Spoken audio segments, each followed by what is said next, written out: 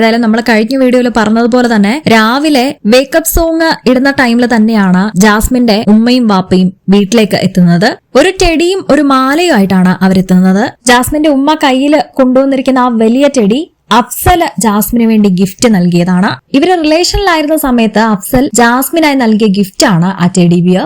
Jasmine തന്റെ Instagram പേജില് അത് സ്റ്റോറി ഇട്ടിട്ടുണ്ടായിരുന്നു. 9 മാസങ്ങൾക്ക് മുമ്പിട്ട സ്റ്റോറിയാണത്. അതുകൊണ്ട് തന്നെ ഇപ്പോ അഫ്സല് വാങ്ങിക്കൊടുത്ത സാധനമല്ല അത്. അതുപോലെ തന്നെ അഫ്സല് കൊടുത്തുവിട്ടതല്ലത്. ബിഗ് ബോസില് ജാസ്മിൻ കേറി 2 വീക്സ് കഴിഞ്ഞപ്പോ തന്നെ വീട്ടിൽ നിന്ന് അവർ അയച്ചു കൊടുത്തതാണ് ഈ ടെഡി ബിയർ. എന്നിട്ട് റൂമിന്റെ അകത്ത് വിളിച്ചോണ്ട് പോയി ജാസ്മിന്റെ പാപ്പ ഇങ്ങനെയാണ് പറയുന്നത്: നീ പോയപ്പോ പുറത്തുണ്ടായിരുന്ന ആൾക്കാരൊക്കെ ഇപ്പോഴും പുറത്തു തന്നെ ഉണ്ട് എന്ന് പറഞ്ഞ് അഫ്സലിന്റെ പേര് പറയുന്നുണ്ട്. പക്ഷെ അവർ ആ പേര് കേൾപ്പിക്കുന്നില്ല, മ്യൂട്ട് ചെയ്ത് കളയാണ്.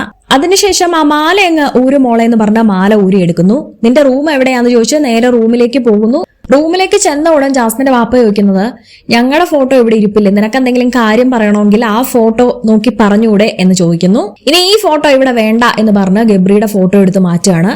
അപ്പൊ ജാസ്മിൻ കാണിക്കുന്ന ഒരു ഡ്രാമയുണ്ട്. കരച്ചിൽ വരാതെ കരയാൻ ശ്രമിക്കുന്ന ജാസ്മിനെയാണ് നമുക്ക് അവിടെ കാണാൻ സാധിക്കുന്നത്. കാരണം ഈ സീൻ കഴിഞ്ഞ് 1 സെക്കൻഡ് ആവുന്നതിന് മുമ്പ് തന്നെ ചിരിച്ച് അതിലേക്കൂടെ ഉല്ലസിച്ച് നടക്കുന്ന ജാസ്മിനെയാണ് കാണാൻ പറ്റുന്നത്. ലൈവില് കൃത്യമായിട്ട് കണ്ട കാര്യങ്ങളാണ് പറയുന്നത്. അപ്പൊ ജാസ്മിൻ പറയുന്ന ഒരു കാര്യമുണ്ട്: ഇവിടെ എല്ലാരും എന്നെ ഒറ്റപ്പെടുത്തി ഉമ്മ, ഞാൻ വന്നപ്പോ തന്നെ എല്ലാരും എന്നെ ഒറ്റപ്പെടുത്തിയെന്ന്. ജാസ്മിൻ ഇതെന്താണ് പറയുന്നത്? ജാസ്മിൻ വന്ന ഉടനെ ജാസ്മിനെ പരിചയപ്പെട്ട് വരുന്നതേ ഉള്ളൂ ഓരോരുത്തര്. പിന്നെ എങ്ങനെയാണ് ജാസ്മിനെ ഒറ്റപ്പെടുത്തുക? ജാസ്മിനായിട്ട് ഗബ്രിയുമായിട്ട് മാറിപ്പോയി ഓരോ മൂലയിലും ഇരിക്കുന്നതാണ് നമുക്ക് കാണാൻ സാധിച്ചത്. എന്നാൽ ഇതെല്ലാം മറ്റുള്ളവരുടെ തലയിൽ കുറ്റമായിട്ട് പറയുന്ന ജാസ്മിനെയാണ് കാണാൻ പറ്റിയത്. ഇതൊരു ഗെയിം അല്ലേ മോളെ, അതുപോലെ നിക്കണ്ടേ എന്നൊക്കെ ചോദിക്കുന്നു.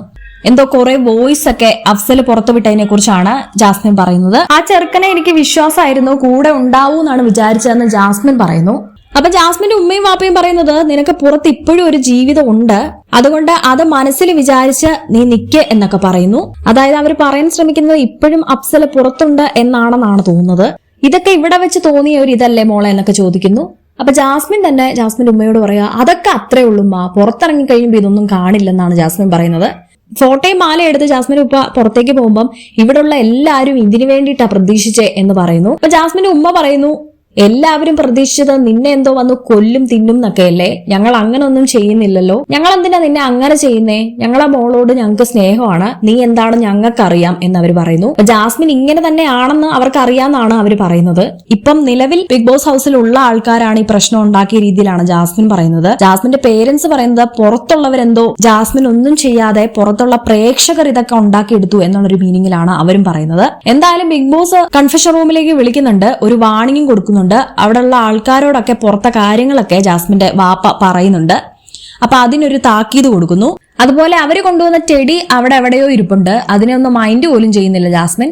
ഗബ്രിയുടെ ഫോട്ടോ എടുത്തോണ്ട് പോയപ്പോ കാറി കൂവി ഒരു സീനാക്കുന്ന പോലെയായിരുന്നു ജാസ്മിൻ നിന്നത്. അതിന്റെ അടുത്ത സെക്കൻഡ് കളിച്ച് ചിരിച്ച് നടക്കുകയാണ്.